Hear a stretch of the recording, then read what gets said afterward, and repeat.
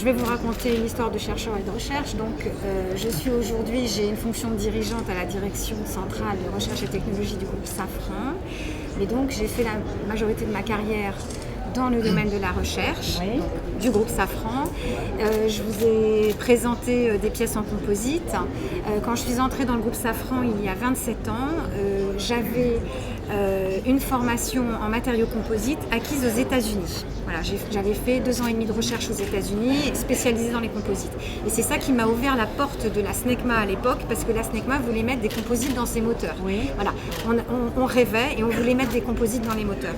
Alors on a commencé doucement, prudemment, on a commencé à mettre des composites sur le moteur du Rafale et c'était des pièces pas critiques. Voilà.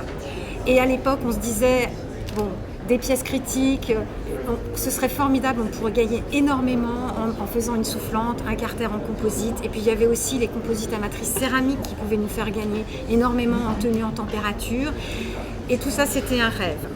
Donc aujourd'hui, ce rêve, vous l'avez vu, c'est une réalité. Il est sur le LIP, il existe, et ça a pris donc plus de 20 ans.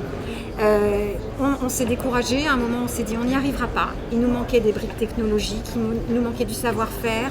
Il nous manquait aussi parce que faire du composite à l'époque, c'était revoir complètement, c'était une révolution dans la manière de concevoir les pièces et leur manière de les produire. Voilà.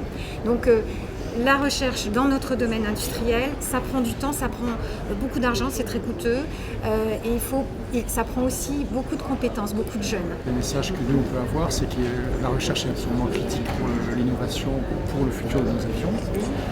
Et c'est vrai qu'on fait cette recherche dans le cadre de coopération avec différents instituts, différents centres d'excellence qui sont partout en France.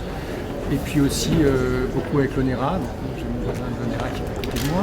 On travaille aussi avec l'INRIA, qui est un centre de recherche en informatique, puisqu'on utilise beaucoup de simulation numérique dans nos travaux de conception. Et donc, pour nous, c'est important de faire cette recherche en coopération.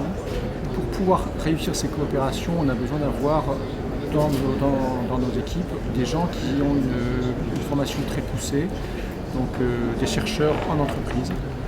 Et on embauche de plus en plus de gens qui ont un diplôme d'ingénieur mais aussi un doctorat.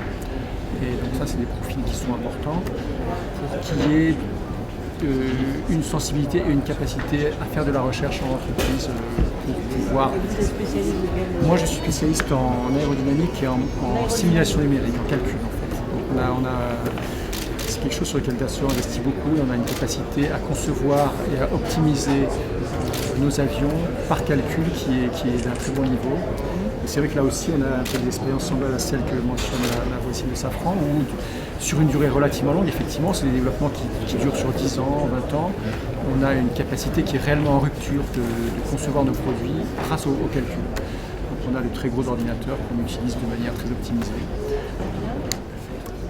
Et donc pour ma part, je suis chercheur à l'ONERA. Alors l'ONERA, c'est le centre de recherche pour l'aéronautique et l'aérospatiale en France.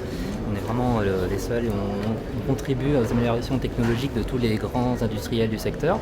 Moi, je suis un passionné d'aviation. En fait, ma passion, elle est née au Salon du Bourget en 81, en voyant la navette spatiale américaine. Et j'ai fait des études dans ce sens. J'ai commencé ma carrière chez Airbus. Et puis j'ai choisi de rejoindre ce centre de recherche, l'ONERA, parce que j'aime bien travailler sur les innovations pour le futur, les innovations en rupture, qui sont illustrées sur le panneau qui est derrière vous. Et je vous invite à rejoindre le stand de l'ONERA où vous verrez un avion vraiment en rupture innovant. Et donc notre rôle en tant que centre de recherche, c'est vraiment d'accompagner l'industrie en faisant mûrir les technologies de rupture jusqu'à qu'elles soient suffisamment mûres pour qu'ils puissent les incorporer dans leurs produits. C'est valable pour tout ce qui est métaux, aérodynamique, bruit, enfin tout ce qui contribue justement à diminuer l'empreinte environnementale.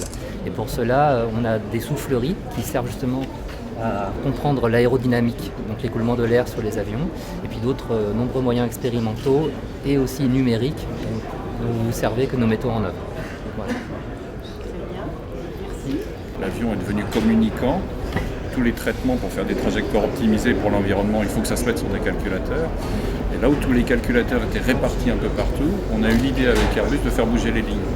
Et donc on a créé une notion qu'on appelle l'avionique modulaire intégrée, dont tu pourras parler, et qu'on a réussi ensemble, là où les Américains n'y sont toujours pas. En fait, du point de vue, et c'est un exemple où c'est l'industrie tire la recherche, il était impossible pour nous de continuer avec 50 fournisseurs développant eux-mêmes leurs calculateurs, donc 50 fois plus de problèmes, une impossibilité d'évoluer significativement en performance.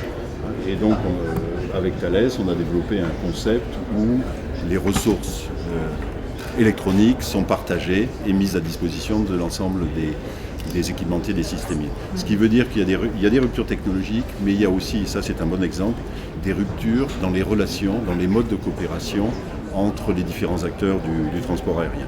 L'avionique modulaire, c'est un bon exemple et il y en aura d'autres. Très bien. J'ai une formation de chercheur et j'ai fait un doctorat de chimie appliquée à l'environnement.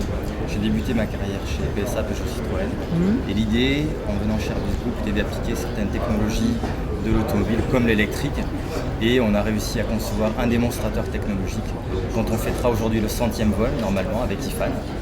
Et autour de cela, nous avons bâti un consortium pour de l'idée se transformer cette idée en valeur et en produit, en voulant développer le premier avion électrique pour l'aviation générale et pour les écoles de pilotage afin de réduire les nuisances environnementales et les réductions de polluants. Nous avons été accompagnés par la DGAC et c'est une première étape. Voilà, tout à fait. Pour nous, c'est une première étape et on bâtit un socle, une filière industrielle. C'est extrêmement important si on veut se projeter sur l'avenir. Et l'avenir, c'est un horizon qui est beaucoup plus lointain avec des nouveaux systèmes de propulsion, des nouvelles configurations. Et là-dessus, effectivement, il faut un accompagnement sur le long terme. Et ça, c'est extrêmement important. Et IFAN est la première étape de cette aviation du futur. C'est formidable. Merci beaucoup.